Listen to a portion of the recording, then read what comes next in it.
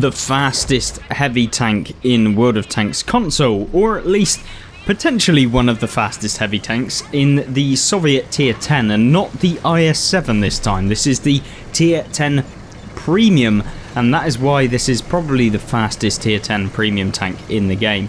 So the 260, the Object 260, what is it all about? Well, it's about being super fast whilst also being able to retain some of the armour model that you'd expect from tanks like the Object 257 and stuff like that. So essentially the Object 260 is kind of like the big brother of the Object 257, but is much faster and can maintain that speed a lot faster as well. So obviously at the beginning of this game you're seeing the opposite number, the IS-7, the potential candidate or rival to the 260. However, you're going to see this IS-7 struggle against this vehicle here.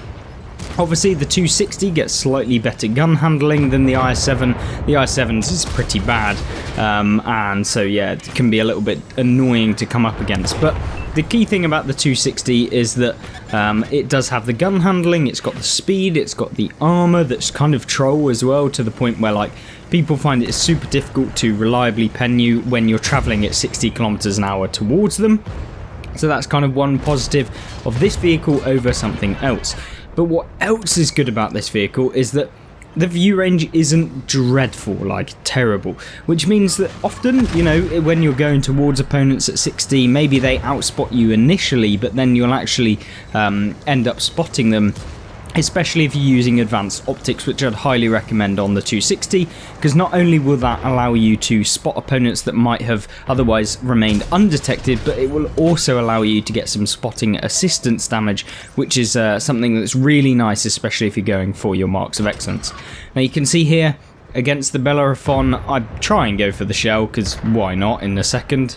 Unfortunately it doesn't pen, because it's obviously spaced armour, I already knew that, but we wanted to go for it anyway and potentially get some damage. However, the 260 is a vehicle I'm not entirely sure about. Like, I really love this thing. This thing is like super fun to play. It can be really, really annoying for opponents to deal with. It's got pretty much everything you need, but at the same time, I do find it can be a little bit boring because I prefer using the typical medium tanks. Obviously, this is like a heavy tank essentially, which means that you get heavy tank damage per minute, although it's not actually as bad as you might think when I say that, because this thing has a fairly decent DPM. It has 440 alpha damage per shot, so much like the Defender does. This thing has the same, and yeah, it's just one of those really, really fun tanks to use. And of course you can snapshot like you saw there on the Bellerophon with this vehicle as well. So it's all about kind of the holistic nature of the 260 that makes it super, super powerful and a really, really good one to play. It's just that, in my personal opinion, it's not my traditional playstyle, and we're getting pumped by a Cobra who's managing to pen us, obviously, with the heat rounds of the Cobra as opposed to the Hesh rounds that you can get. Now, I'm surprised no one's finished off this Bellerophon, and as I literally turn to do it, the T95 actually picks him off on our team.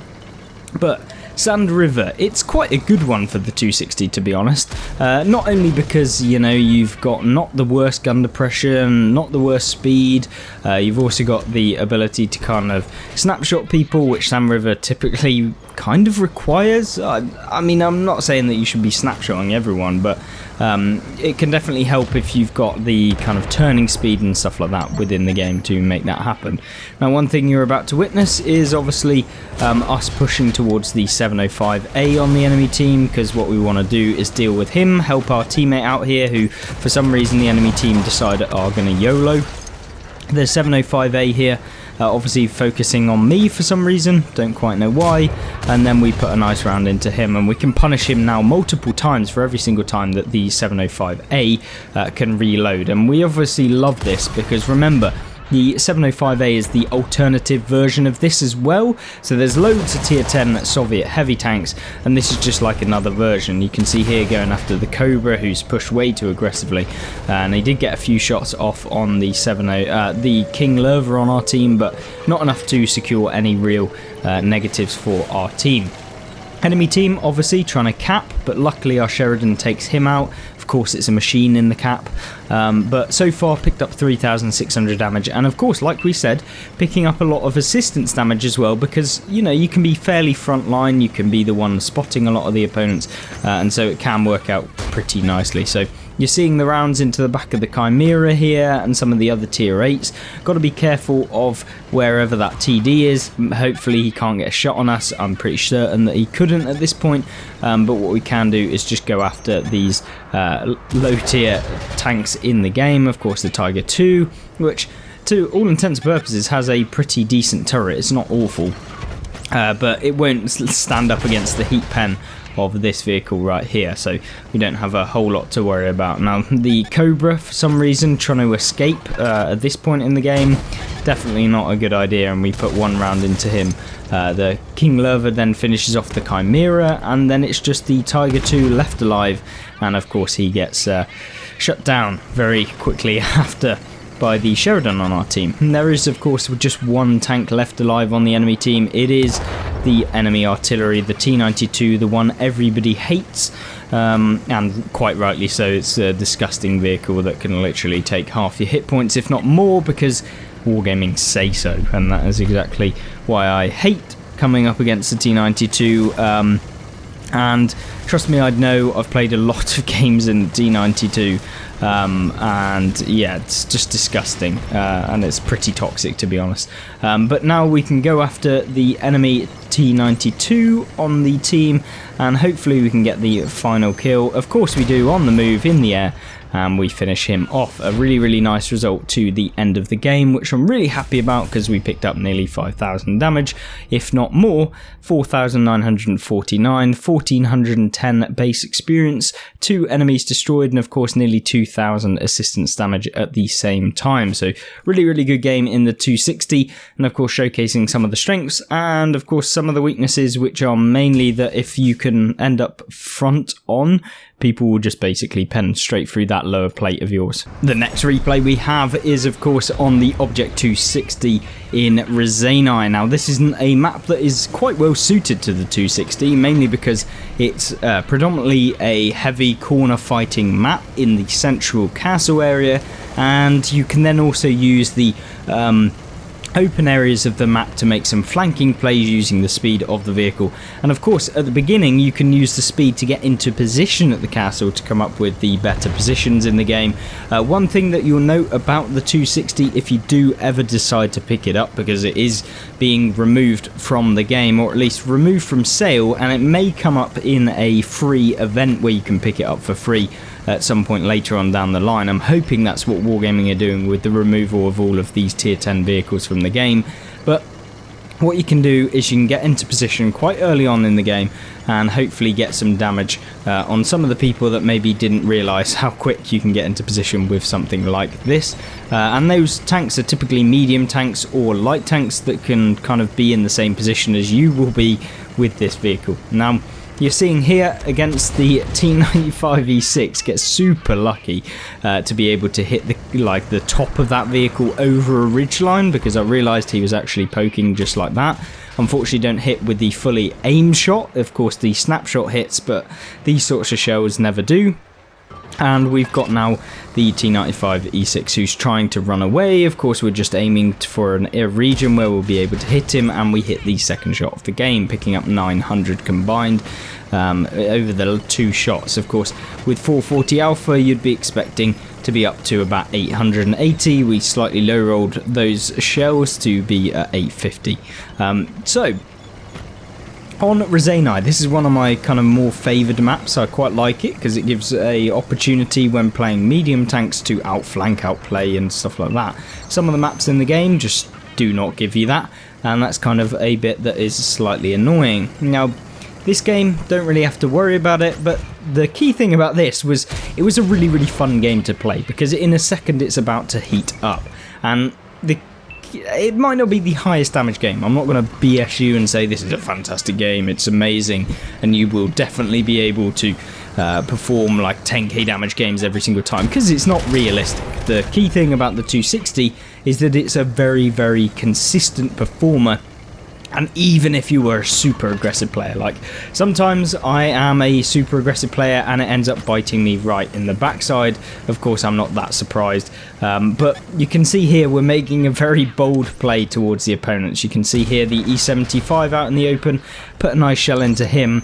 And now it's a case of we're right up behind the enemies and it could go one of two ways. They could all turn around and try and hit me, which it's probably the option that will happen. You should always act as if that's what it's going to happen in the games, the worst case scenario, and then make your decision making off that. It means you've got less risk in the game when you're kind of performing. Of course, sometimes you have to take a risk, so it's all about calculated risk. You know, going straight through the middle of the map in Prokhorovka and going over the top of the hill is not a good calculated risk, but something like this might be, because you can have those like outstanding games.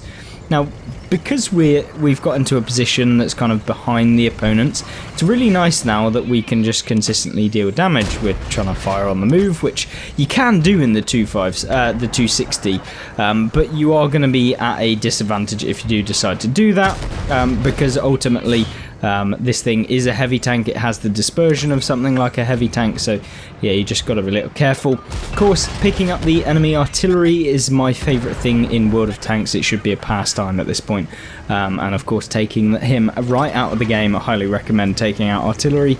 If you can, don't YOLO them though. But now it's a case of, I get a little bit of crap to the brain, to be honest, because I'm thinking, you know what, I'm a big heavy tank. I'm just going to ram this guy for 70 damage, and now I actually have to waste a shell into him whilst getting pumped by an SU-122-54 and the STR-VK, who still hasn't been taken out, and then the SU-122-54 then bounces around off of me, and now it's a dire situation. He's now in a position to get a shell into me. The STRV still looking at me.